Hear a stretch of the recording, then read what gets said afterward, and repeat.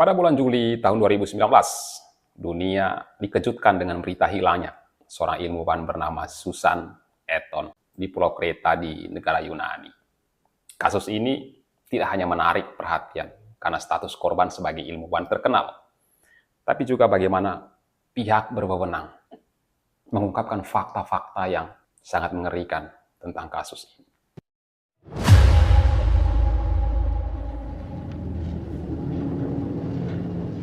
Pada tanggal 2 Juli tahun 2019, Susan Eaton yang waktu itu berusia 60 tahun sedang menghadiri sebuah konferensi ilmiah di Kolimbari, Kreta, di negara Yunani. Setelah kegiatan itu selesai, pada sore harinya, sekedar untuk mengisi waktu luang, Susan lalu keluar dari asramanya dan untuk jogging. Tapi sejak saat itu, Susan tidak pernah kembali. Apa yang sebenarnya terjadi?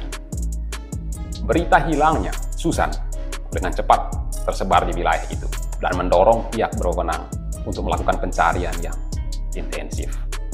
6 hari kemudian, secara tidak sengaja, tubuh Susan ditemukan di dalam bunker tua peninggalan Perang Dunia Kedua yang sudah terbengkelai dan jaraknya sekitar 10 km dari asrama tempat Susan nginap. Susan Eaton adalah seorang ilmuwan biologi molekuler asal Amerika. Kemudian dia pindah ke Jerman dan bekerja di Max Planck Institute di Dresden, Jerman. Susan dikenal atas kontribusinya dalam bidang penelitian genetika dan biologi perkembangan. Tapi siapa orang yang dengan sangat tidak manusiawi melakukan aksi keji itu terhadap ilmuwan ini? Dari serangkaian hasil penyelidikan, kuat dugaan bahwa pelaku dari peristiwa ini adalah seorang pria bernama Ioannis Paraskakis, yang ternyata seorang petani berusia 27 tahun dan juga putra seorang pendeta setempat.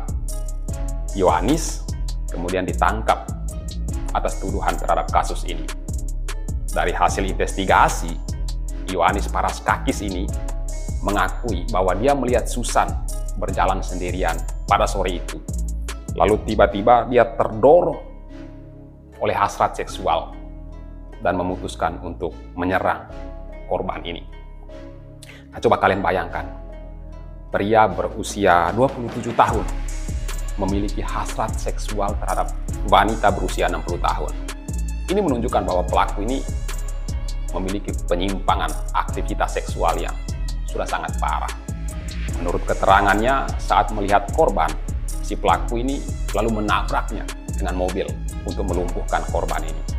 Setelah tidak berdaya, pelaku kemudian memasukkan tubuh korban ke bagasi mobil. Kemudian dia membawa korbannya ini ke bunker tua tersebut. Di bunker tua inilah dia melakukan aksi biadabnya.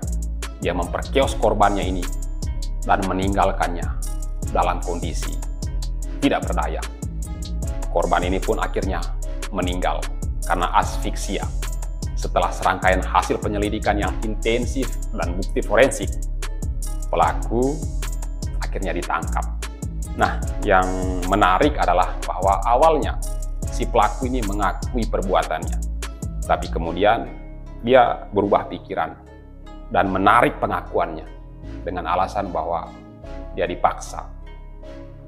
Tapi yang tidak bisa disangkal oleh si pelaku ini adalah bukti DNA dan rekaman CCTV. Serangkaian temuan ini akhirnya menyeret dia ke pengadilan. Dan pada bulan Oktober tahun 2020, pengadilan Yunani akhirnya menjatuhkan hukuman penjara seumur hidup kepada pelaku ini atas tuduhan pemerkosaan dan pembunuhan. Ironisnya adalah bahwa si pelaku ini anak seorang pendeta yang seharusnya mengerti dan menjunjung tinggi nilai-nilai moral dan sikap penghormatan terhadap sesama. Tapi dia justru malah menjadi sumber bencana bagi orang lain. Pelaku menghabisi korbannya dengan cara yang sangat sadis, sangat tidak bermoral, dan juga dengan alasan yang tidak bermoral. Dari pihak korban, tentu saja peristiwa ini adalah peristiwa yang sangat menimbulkan trauma dan menyakitkan.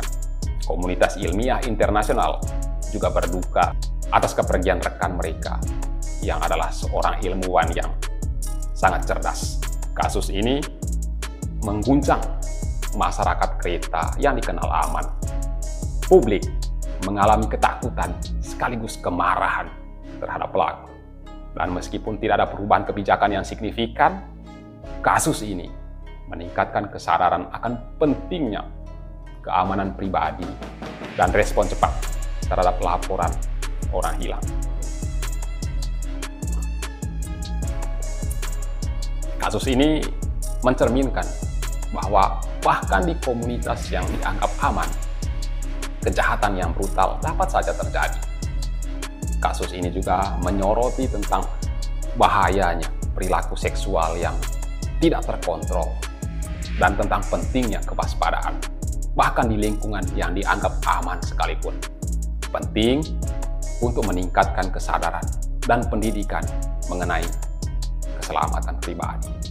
Nah, menurut kalian, langkah apa yang dapat diambil untuk mencegah kejadian serupa agar tidak terjadi di masa depan? Dan apakah hukuman yang dijatuhkan pada pelaku ini sudah setimpal dengan kejahatan yang dia perbuat? Coba tuliskan pendapat kalian di kolom komentar.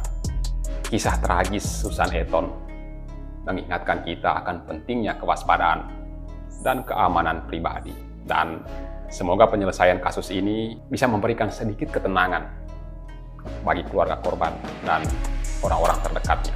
Nah, itulah tadi kisah tragis yang menimpa seorang ilmuwan, Susan Eaton. Jika Anda menemukan konten ini informatif, silakan like, subscribe, untuk mendapatkan lebih banyak cerita yang mendalam tentang kasus kriminal berikut. Bagikan pendapat kalian di kolom komentar, dan sampai jumpa di video berikutnya.